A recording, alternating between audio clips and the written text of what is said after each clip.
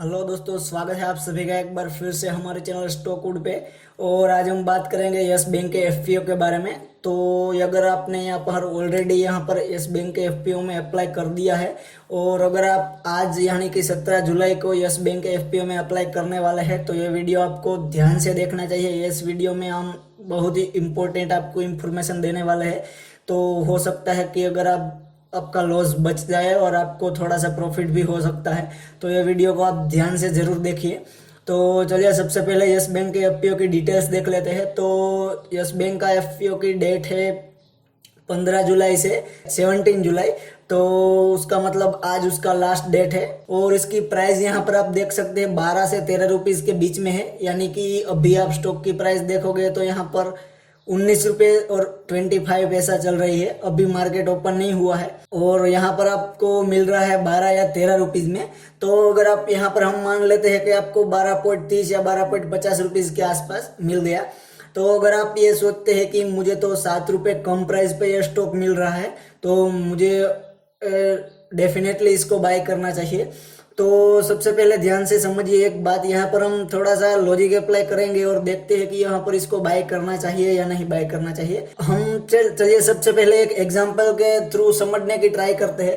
मान लीजिए कि आपके पास बहुत ही बढ़िया कार है और अभी आपने आपने 50 लाख रुपए में वो कार खरीदी है और सडनली अचानक से क्या होता है कि वही कार जो है वो 30 लाख में मिल रही है मार्केट में सबको और सब उसको खरीद रहे हैं। तो आपकी कार की वैल्यू कम हो जाएगी या नहीं हो जाएगी? आप एक बार यह सोचिए कि अगर आपने 50 लाख रुपए में कार खरीदी है और वही कार आपको कोई और 30 लाख में सबको बांट रहा है तो आपके कार की वैल्यू तो कम होने ही वाली है।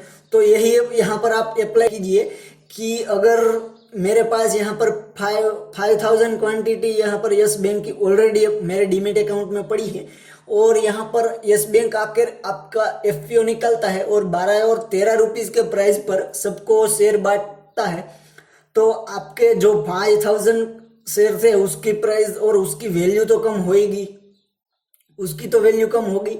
ऐसा नहीं है कि आपकी प्राइस कम हो जाएगी बट यहाँ पर हम देखें तो उसकी कहते नहीं वो वैल्यू होती है वो कम हो जाती है।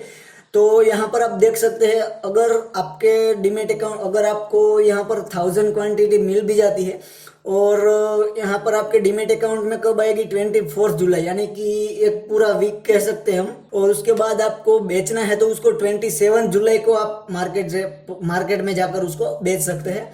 तो सबसे पहले यहाँ पर देखिए तो 5 ट्रेडिंग सेशन है, मीन्स का पूरा एक वीक है आपके पास। तो आपको बेचनी है तो पूरा एक वीक वेट करना पड़ेगा। तो सबसे पहले यहाँ पर आते हैं और यहाँ पर देखिए मैंने एक वीक का चार्ट लगाया हुआ है यस बैंक का। तो यस बैंक का एक वीक का अगर आप चार्ट देखेंगे तो यहाँ पर 1 वीक का स्टॉक 26 रुपये 30 पैसे था पर जाकर आज अगर फ्राइडे को देखे तो अभी मार्केट ओपन नहीं हुआ है और ऑलरेडी प्राइस 19 पैसे और 20 रुपीज के आसपास चला गया है। तो अगर हम रुपीज की बात करें तो यहाँ पर 7 रुपीज यहाँ पर स्टॉक गिर चुका है। बात करें तो 25 से 26% स्टॉक ऑलरेडी 1 वीक में ही गिर चुका है। देखिए ये स्टॉक गिरने का कारण क्या है, एग्जांपल के थ्रू हम समझने की ट्राई करते हैं। अगर देखिए मेरे पास 5000 क्वांटिटी स्टॉक की पड़ी हुई है, अभी मेरे को 12 या 13 रुपीज की प्राइस पर इसकी और क्वांटिटी मिल रही है। और देखिए एफपीओ में ऐसा नहीं होता कि आपके डीमेट अकाउंट में ऑलरेडी क्वांटिटी होनी चाहिए और राइट इशू में होता है कि ऑलरेडी आप शेयर होल्डर होने चाहिए, उसके बाद ही आप उसको खरीद सकते हैं। यहाँ पर एफपीओ में क्या होता है कि पास नहीं है तो भी मैं खरीद सकता हूँ।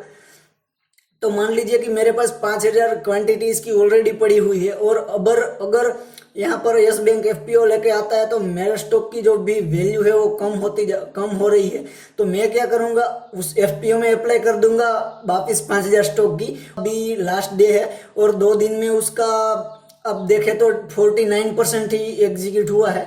तो हाई चांसेस, मैं कहता हूँ कि 100% चांसेस है कि अगर आप एफपीओ में आज अप्लाई करोगे तो आपको मिल ही जाएगा। तो अगर आपके पास 5000 क्वांटिटी पड़ी है और आप 5000 और क्वांटिटी एफपीओ में अप्लाई कर देते हो तो आपको हाई चांसेस है वहां पर 12 या 13 रुपीज पर मिल जाएगा। तो आप क्या करोगे, यहाँ पर 12 या 13 रुपीज, यहाँ पर 19 रुपये की प्राइस पर आपके डीमेट अकाउंट में जो ऑलरेडी क्वांटिटी पड़ी है उसको बेच दोगे मार्केट में अभी के अभी, क्योंकि वो तो आपके डीमेट अकाउंट में ऑलरेडी पड़ी हुई है। तो यहाँ पर 19 रुपये की प्राइस पर बेच के आप वहां पर 12 रुपीज की प्राइस पर अप्लाई कर दोगे। तो आपको तो अभी के अभी 7 रुपीज, यानी कि मान लीजिए कि 5,000 क्वांटिटी है तो 35,000 का तो आपको ऐसे ही प्रॉफिट हो गया ना। ये बात समझिए। ऐसा ही सोचकर यहाँ पर क्या हो रहा है, देखिए मार्केट क्लोज होने के बाद यहाँ पर ओपन हो, ऑलरेडी डाउन ओपन होता है या क्लोज होने के बाद प्राइस गिर जाती है अचानक। तो ऐसा ही सोच के सब ऐसा ही कर रहे हैं कि जिसके पास ऑलरेडी यहाँ पर क्वांटिटी पड़ी हुई है वो अपना प्रॉफिट बुक कर रहे हैं और इतनी ही क्वांटिटी एफपीओ में से आके बाय कर रहे हैं, तो उसको यहाँ पर काफी मात्रा में यहाँ पर हो रहा है प्रॉफिट। और अगर आप ये से सोच रहे हैं कि अभी मैं एफपीओ में अप्लाई कर दूंगा, अगर मुझे 1 या 2 रुपीज भी प्रॉफिट मिल गया तो मैं वहां पर निकल जाऊंगा, तो अगर क्या पता यहाँ पर देखिए स्टॉक जैसे जैसे नीचे जा रहा है वैसे वैसे पेनी स्टॉक बन रहा है। इसकी प्राइस जैसे ही कम होती जाएगी यहाँ पर एक तरफ वॉल्यूम बढ़ने के चांसेस ज्यादा है। देखिए लोअर सर्किट और अपर सर्किट लगने का मेन रीजन यही होता है कि प्राइस इसकी इतनी कम होती है कि रिटेल निवेशक भी बड़े से बड़े ऑर्डर डाल सकता है।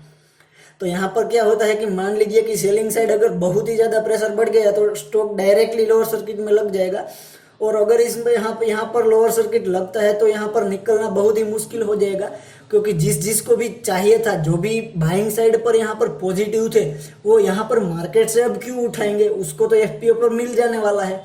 तो अगर यहाँ पर स्टॉक लोअर सर्किट में भी जाता है तो यहाँ पर बहुत बड़ा नुकसान हो सकता है आपको। अब अगर आपको यहाँ पर बाय करना है स्टॉक तो आप मार्केट से थोड़ी ना बाय करोगे, आप तो सीधा सीधा एफपीओ पर जाके अप्लाई कर दोगे, तो वहां तो आपको जितनी चाहिए उतनी क्वांटिटी मिल भी सकती है और वो कम प्राइस में मिल सकती है। 12 रुपीज या 12 या 13 रुपीज पर प्राइस मिल सकती है, तो इसके हाई चांस है। या लोअर सर्किट लगने के भी यहाँ पर हाई चांस है। और फंडामेंटल की तो यहाँ पर बात करने लायक ही नहीं है, क्योंकि यहाँ पर फंडामेंटल ये स्टॉक बहुत ही घटिया है। यहाँ पर कैसे भी ऐसी इंडस्ट्रीज है और हम कह सकते हैं कैसे ऐसे सारे बिजनेस है जो यस बैंक के थ्रू अपना मनी ट्रांजैक्शन करते थे, वो भी बंद कर दिया है। अब देख सकते हो कई ब्रोकर ने भी यहाँ पर यस बैंक के थ्रू जो भी ट्रांजैक्शन हो रहे थे वो बंद कर दिया है। तो जो भी यहाँ पर यस बैंक के जो बड़े बड़े जो भी इसका रिवेन्यू यहाँ से आता था बड़े बड़े बिजनेसों से, वो सारा सब कुछ बंद हो गया है। तो यहाँ पर यस बैंक को अगर प्रॉफिटेबल होना है तो यहाँ पर कुछ साल लगेंगे। यहाँ पर जो भी बात हुई थी यस बैंक का जो भी पास्ट है वो भुलाने में 10 या 15 साल के बाद अगर यहाँ यस बैंक अच्छी अच्छी स्कीमें लाता है और वापिस यस बैंक पर रिटेल निवेशकों का और बिजनेस जो भी है वो बिजनेस कंपनियों का भी यहाँ पर इस पर जो भी अपना जो है भरोसा वापिस आएगा, तभी इस स्टॉक में यहाँ पर कुछ हो सकता है। और अभी तो हम कह सकते हैं कि यहाँ पर स्टॉक एक जुआ खेलने लायक हो गया है। तो आपको यहाँ पर मेरे ख्याल से घुसना नहीं चाहिए, और घुसो तो भी ऐसे घुसना है कि घुस गए और निकल गए वापिस, क्योंकि यहाँ पर कभी भी लोअर सर्किट लग सकता है और प्राइस अभी हम कह सकते हैं कि बढ़िया काबिल हो गया है पेनी स्टॉक बनने के लिए। तो आशा करता हूँ कि जो भी है मेरे कुछ पॉइंट मैंने आपको बताए वो आपको अच्छे लगे होंगे। अगर ये पॉइंट आपको अच्छे लगे और वीडियो में कोई भी ऐसी चीज हो जो आपको अच्छी लगी तो इस वीडियो को जरूर लाइक कीजिएगा। ऐसे कई सारी अपडेट के लिए हमारे चैनल को सब्सक्राइब करना मत भूलिए। चलिए दोस्तों, आज के लिए बस इतना ही, मिलते हैं अगले वीडियो में। Thank you.